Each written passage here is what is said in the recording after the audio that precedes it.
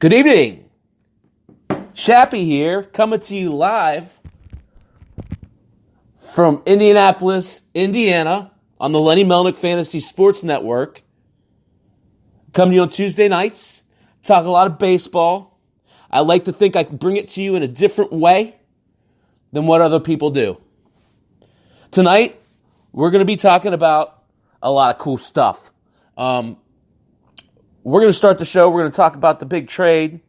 Those of you guys that know me know that I'm a Cubs fan, but I grew up around Pittsburgh, so probably an older fan of the Pirates than I am of the Cubs, but defected from them. So we'll talk about that trade in a minute, but tonight's episode is predominantly going to be about middle infielders.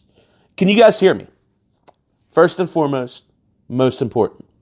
I want to thank my good buddy Lenny Melnick, who broadcasts this awesome baseball network, Lenny Melnick Fantasy Sports, on LennyMelnickFantasySports.com. If you hear me interacting with folks, there is a chat room. If you go to that website and you sign in, actually, you don't even have to sign in now. You can go straight in. We encourage you to sign in because it's meant to be interactive. But you don't have to. You know, I like using aliases as well. But so tonight we're going to talk about middle infielders. We're going to break these guys down into tiers, and we're going to compare them according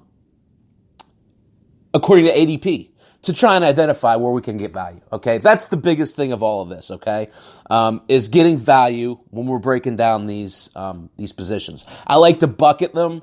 That way you can kind of generalize, right, as you're going down through. So tonight, shortstop and second base is what we'll be talking about. And then a little bit later, I have about 36 to 48 players that we'll talk about. And then we'll talk about some guys that, some prospects, and we'll talk about some retreads, right? What I mean by retreads is guys who maybe getting a second chance, maybe in a new environment. So I hope you enjoy the content.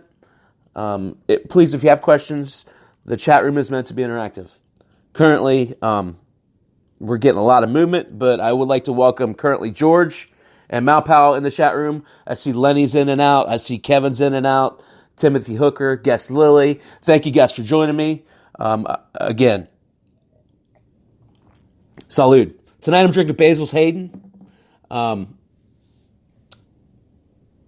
Really getting low on my supplies. I'm in between moves, and I'm going through the rations. So tonight's Basils Hayden. I'll probably finish it, and then we'll move on. So maybe next time I'll have a different bottle. But let's get back to task on hand, okay? This trade's really interesting for me, and it's interesting in a number of different facets. You know, we all knew. Okay, I'll first start by saying everybody's quick to dog the Pittsburgh Pirates, myself included. Okay, I said I was a fan. I defected for a reason. It's funny. I jumped out of the frying pan, out of the pot into the frying pan. As far as shitty teams go, right? We'll talk about the Cubs another time. I want to talk about the Pirates right now. I'm going to talk about this in a positive light. Everybody's quick to dog the Pirates. Oh, they're dumping another player. Granted, they are. That's what this is. But here's the difference between this dump and the dumps in the past. People quickly forget. First, let's talk about Starling Marte. Let's talk about how good this player is. Because I think he's truly underappreciated. And when you look at some of these stats, I hope you guys will agree with me when I share this with you. First off, so last night as I started doing my research, actually last night, as soon as this happened, I started doing my research yesterday afternoon. I get on Twitter, and I look at Marte's Twitter following. And it's really cool to, if you go and look, you just see guy after guy with their kid, adults getting on there thanking him for, guys with pictures of balls. They signed cards. They signed. Starling Marte was a fan favorite for a reason. He embraced Pittsburgh. And Arizona got themselves a true gem. Okay? It's sad to see Starling go because he has been such a great player. I've seen him over here in Indianapolis probably 4 or 5 times. He came up through the system. He was a fan favorite here in Indy. He was the next Andrew McCutchen, right? So here this guy is. He's a career 287 hitter, 8 seasons, 108 home runs, 555 runs, 239 stolen bases. He played in 140 plus games only one time in 8 years. 2 times. 1/4 of the years did he play more than 140 games. But he played 130 games 5 times. So he's going to land, I guess by saying that, he's going to land on the DL. He had that drug suspension. George, I'm not going to throw out the Pirates. This is important because perspectives change, okay? You're forcing me to the point, but I want to pay tribute to Marte. I'll get to the point in a minute, okay? It's important. Marte's speed, to go along with his power, really has been underappreciated. Again, last year people say he had a career year. I've read he had 295 last year. That's pretty damn good, right? But what's really good, after May 5th, he started out the year terribly. After May 5th, Marte hit 314. This guy's 31, will be 31 years old this year, and is playing really the best ball of his career. He'll play predominantly in center field, but he could move to left field as a defensive replacement late in games for either Calhoun or Peralta.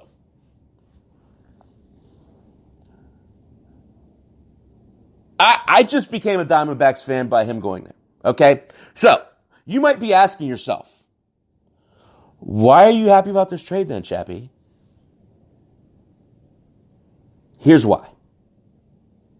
People, did we remember the Pirates cleaned house at the end of last year?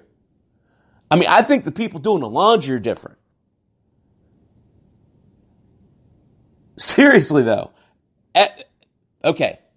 The owner is the same. Bob Nutting. Nothing. He's a terrible owner. But I'll give the guy credit. He's brought in some talent to run the team. I know what you're saying. Ownership changes all the time. Teams change all the time. Clean house. Okay? Let's talk about it. Travis Williams, new team president. Ben Cherington, former Red Sox GM, where they won the World Series. Then he went to VP of Operations in Toronto. Toronto's had a pretty good farm system over the past couple years. Thank Ben Cherington for that. Derek Shelton, highly regarded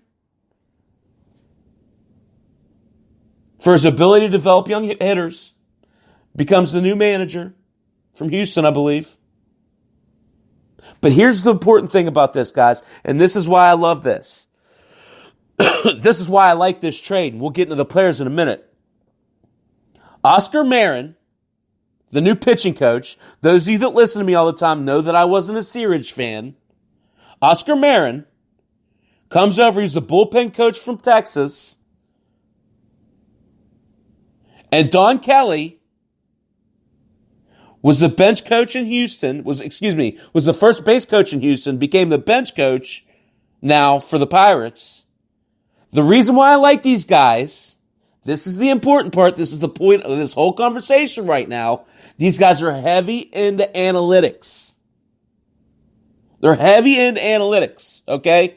And that's what's making this wheel turn right now in baseball. That's what's causing success. Just to keep it general, okay? So I love the Marin and the Kelly hires. I look for that to be a pretty sharp increase from production from those guys. Now, you can't polish a turd, right? Colin Moran's always going to be Colin Moran. But what you can do, you can take a Kevin Newman and you can help him out. You could take an Adam Frazier and you can help him out. There's a lot of guys on that team that could use this shot in the arm, right? So let's talk about two more guys in the management system, and then I'm going to get into who the Pirates got. I want to talk about Steve Sanders. He's now the assistant GM.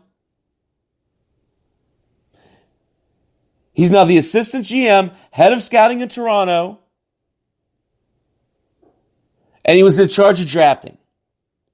He's the assistant GM now. Okay? Good move, right? You can't say that across the board, though, Andrea. So Trevor Bauer's cheating? That's my point.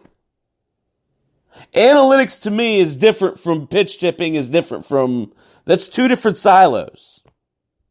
Okay?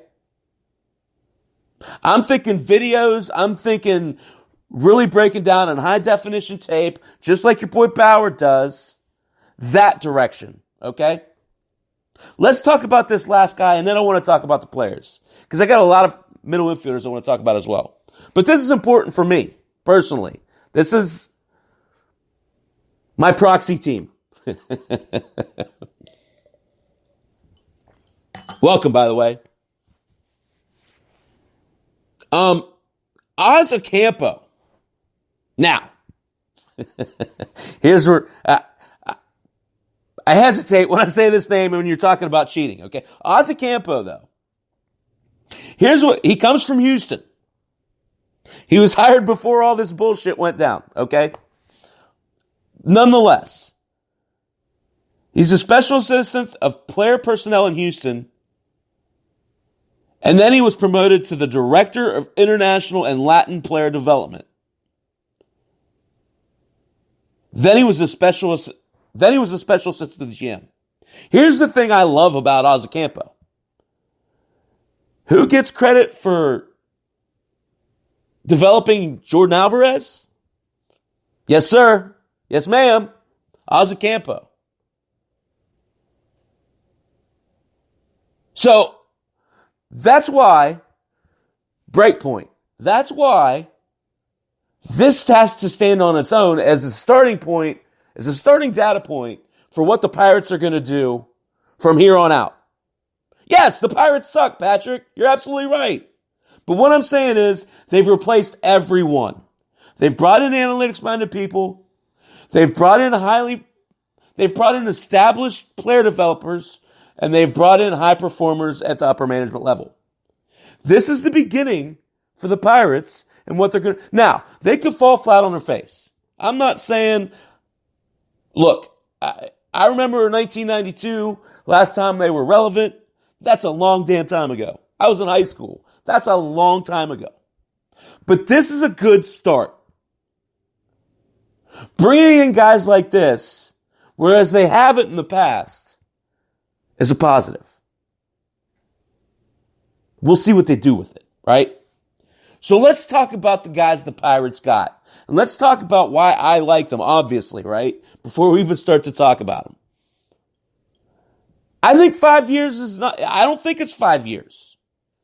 I think they suck for 3. I think on